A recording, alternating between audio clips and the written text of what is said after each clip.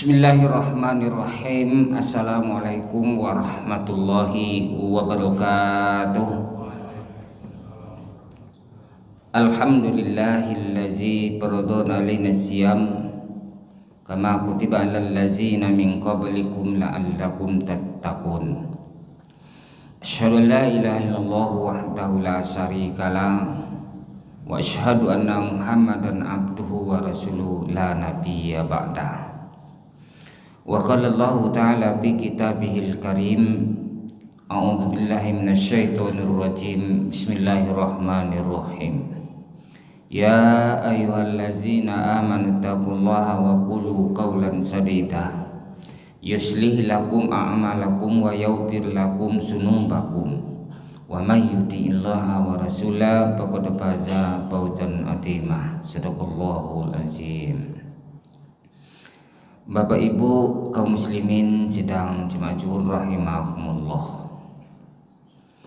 Tugas utama, tugas pokok kita dilahirkan oleh Allah Subhanahu wa taala ke dunia ini adalah untuk beribadah kepadanya. Dan itu sudah diketahui umumnya, khususnya bagi orang-orang beriman, orang-orang yang beragama Islam. Namun banyak kita melihat, banyak kita menyaksikan, dia sudah beragama Islam, dia sudah beriman kepada Allah Subhanahu wa taala, tapi malas untuk melaksanakan ibadah kepada Allah Subhanahu wa taala. Kenapa ada orang yang malas untuk beribadah kepada Allah? Sebetulnya ada 5 penyebab orang menyebabkan dia malas untuk beribadah kepada Allah Subhanahu wa taala. Yang pertama penyebabnya adalah bergelimang dengan dosa. Dosa ini terbagi kepada 2, ada dosa besar, ada dosa kecil. Kita sebagai orang beriman, orang beragama Islam, banyak orang yang mampu menghindarkan dosa-dosa besar. Tapi dosa-dosa kecil tidak mampu dia menghindarkan. Kadang-kadang dosa-dosa kecil dianggap remeh, dianggap rendah. Padahal bagi kita orang-orang beriman, orang beragama Islam, tidak ada dosa yang besar dan tidak ada dosa yang kecil. Sebab dosa kecil inilah yang selalu kita tumpuk. Bahkan dosa yang kecil ditumpuk menjadi besar. Akhirnya dalam hadis Rasul dikatakan setiap kita melakukan dosa itu timbul bintik-bintik hitam. Apa dosa-dosa kecil misalnya yang tanpa kita sadari dalam kehidupan ini, bahkan di dalam bulan suci Ramadan ini, dosa kecil-kecil inilah yang betul-betul harus kita jaga, kita hindari, kita jauhkan. Seperti berbohong, memandangkan pandangan mata yang tidak kepada yang diinginkan oleh Allah, mengucapkan kata-kata yang tidak baik, apalagi sampai mengucapkan kata-kata kotor. Nah, ini menyebabkan timbulnya bintik hitam. Kalaulah bintik-bintik hitam ini tidak segera kita bersihkan, maka ini yang menyebabkan malas untuk melakukan ibadah. Sebab dalam hadis Rasul pun dikatakan, orang yang senantiasa selalu berbuat baik dan menjaga untuk kebaikan, dia akan berusaha untuk berbuat kebaikan dan mencari kebaikan yang lain. Di sebaliknya, orang yang senantiasa selalu berbuat dosa, dia akan melakukan dosa-dosa yang lain dan akan terus-menerus dia lakukan.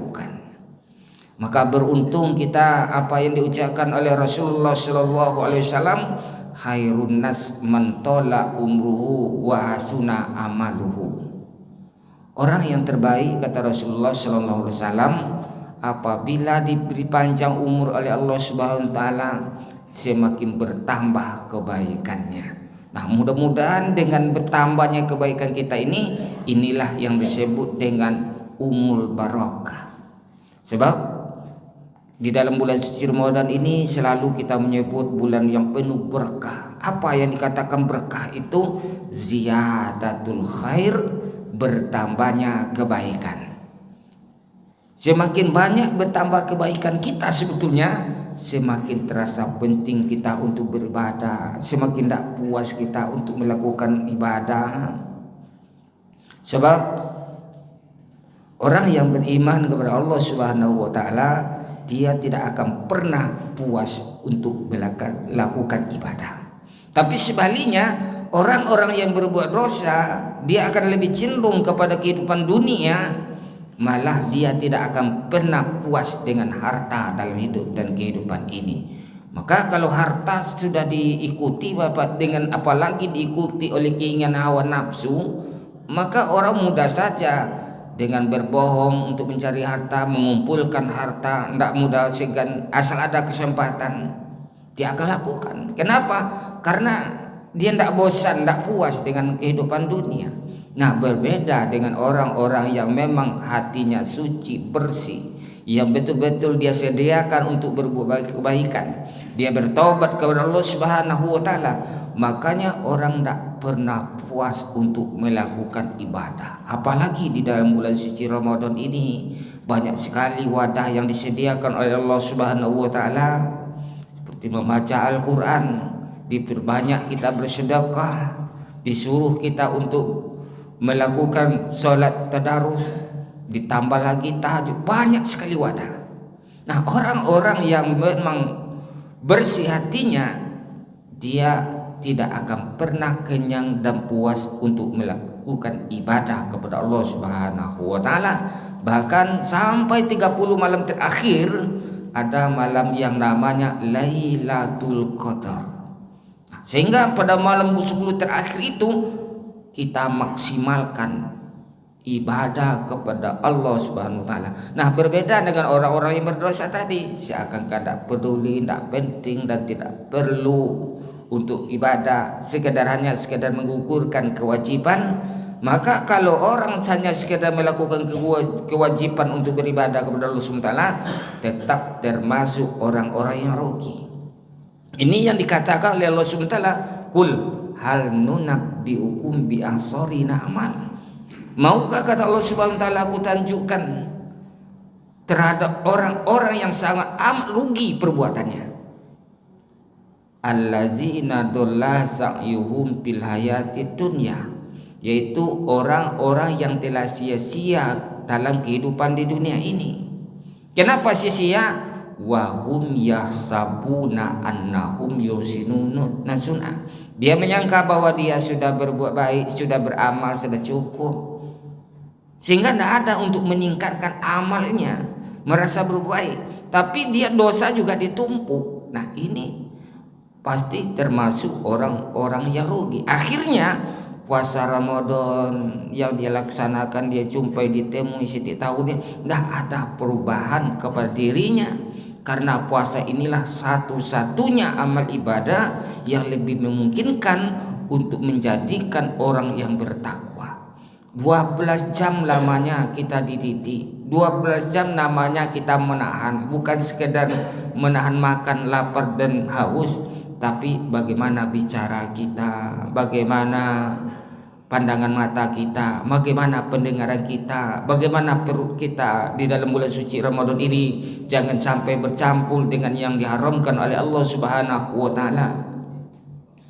Sehingga dengan kita melakukan hal ini, betul kita merasa muraqabah, betul-betul kita merasa diawasi dan dekat dengan Allah Subhanahu wa taala.